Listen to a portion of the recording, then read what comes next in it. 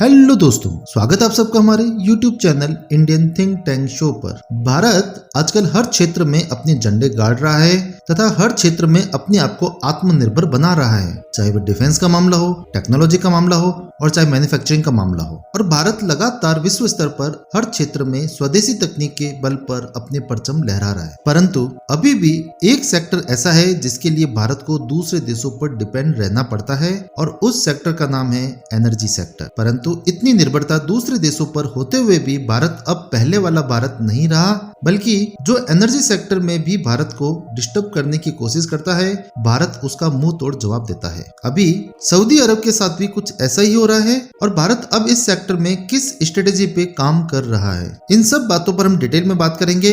आगे बढ़ने से पहले दोस्तों चैनल को सब्सक्राइब कर लें तथा बेल नोटिफिकेशंस को ऑन कर लें, जिससे कि हमारे वीडियो की नोटिफिकेशंस आपको सबसे पहले पहुंचे। भारत रूस यूक्रेन युद्ध से पहले सऊदी अरब से काफी ज्यादा तेल खरीदता था, परंतु रूस यूक्रेन युद्ध में रूस पर बैन लग गए तो रूस ने भारत को हैवी डिस्काउंट ऑफर किया। भारत को मजबूरी में रूस से तेल खरीदना पड़ा, क्योंकि अगर भारत रूस से तेल नहीं खरीदता तो भारत में तेल के प्राइस बहुत ज्यादा बढ़ जाते तथा जनता को बहुत ज्यादा परेशानी होती। तो जनता को परेशानी से बचाने के लिए भारत ने रूस से बहुत ज्यादा तेल खरीदना शुरू किया, परंतु भारत ने तेल की क्वांटिटी और ज्यादा इसलिए बढ़ा दी क्योंकि भारत अब उस तेल को रिफाइन करके यूरोप को बेचने लग गया था। और उस समय तो सऊदी अरब को घाटे का अंदाजा भी नहीं हुआ, क्योंकि भारत ने उससे तेल कम किया तो यूरोप के दूसरे देश जो रूस से ऑयल लेते थे परंतु प्रतिबंध के कारण रूस से तेल नहीं ले पा रहे थे, वह सभी देश सऊदी अरब व अन्य ओपेक देशों से लेने लगे। तो उस समय उन्हें घाटे का इतना अंदाजा भी नहीं हुआ। OPEC oil and petroleum exporting country का ग्रुप है और इस ओपेक में सऊदी अरब का बहुत ज्यादा दबदबा है। और रूस यूक्रेन युद्ध के बाद सऊदी अरब को लगा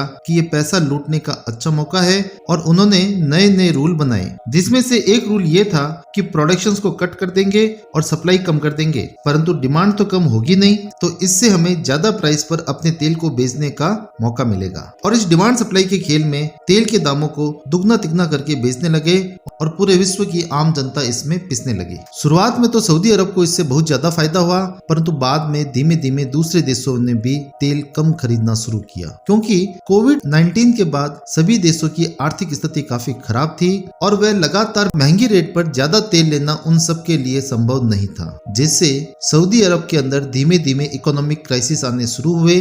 और हाल ही में एक रिपोर्ट आई जो IMF ने जारी की, world economic outlet growth productions की रिपोर्ट, जिसमें यह मालूम पड़ा कि सऊदी अरब की GDP जो 2022 में 8.7% थी, वह 2023 में 1.9% रह गई और 2024 में उसमें सुधार की गुंजाइश है, परंतु फिर भी वह 2.8% तक ही पहुंचेगी। तो इन डाटा से ही आप समझ सकते हैं कि सऊदी की अभी हालत क्या चल रही है। और सऊदी अरब और ओपेक देशों की इकोनॉमी का मुख्य स्रोत तेल ही है, जिस वजह से आज ये सभी देश इकोनॉमिक क्राइसिस का सामना कर रहे हैं। पहले सऊदी अरब के टोटल एक्सपोर्ट का 84% एक्सपोर्ट सिर्फ क्रूड ऑयल से होता था, जो अब घटकर 74% हो गया, जो बहुत बड़ा कैप है। सऊदी अरब को ऑयल एक्सपोर्ट से ही नुकसान नहीं हो रहा, बल्कि नॉन ऑयल एक्सपोर्ट से भी उन्हें भारी नुकसान देखने को मिल रहा है। और इनकी ये हालत भारत की बात न मानने की वजह से हुई है, क्योंकि भारत ने बार बार सऊदी अरब को कहा था कि आप प्रोडक्शन कट मत करें और अननेसेसरी प्राइस मत बढ़ाएं और हमारी आपस की जो पुरानी डील चल रही थी उसी को चलने दे,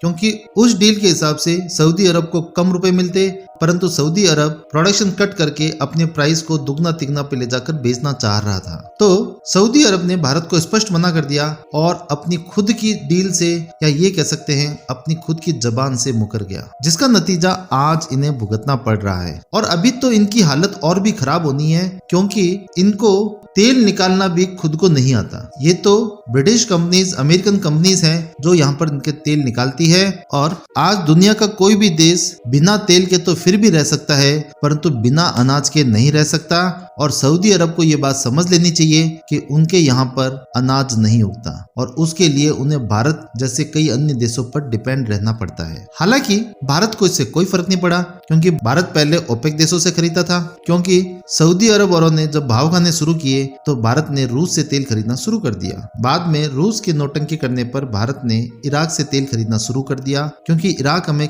काफी अच्छे ऑफर दे रहा था। तथा अब हम किसी एक देश पर निर्भर भी नहीं रहना चाहते, हम लगातार अलग अलग देशों से तेल खरीद रहे हैं। अभी हाल ही में मैक्सिको एक नया नाम निकल कर आया है।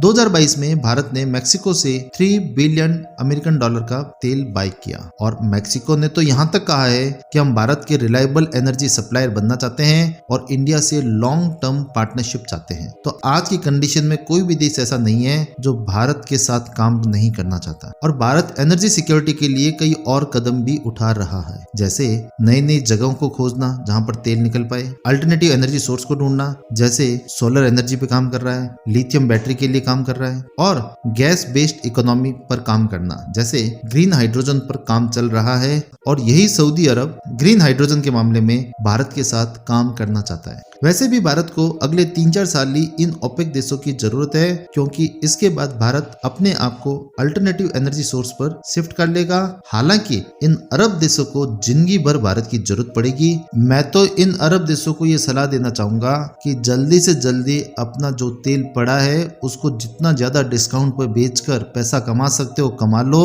अन्यथा आपका ये तेल कचरे के भाव पर भी नहीं बिकेगा और उसके लिए भी आपको हाथ जोड़कर माफी मांगनी पड़ेगी। आपको क्या लगता है दोस्तों? आप हमें कमेंट सेक्शन में बताएं। Thank you for watching this video.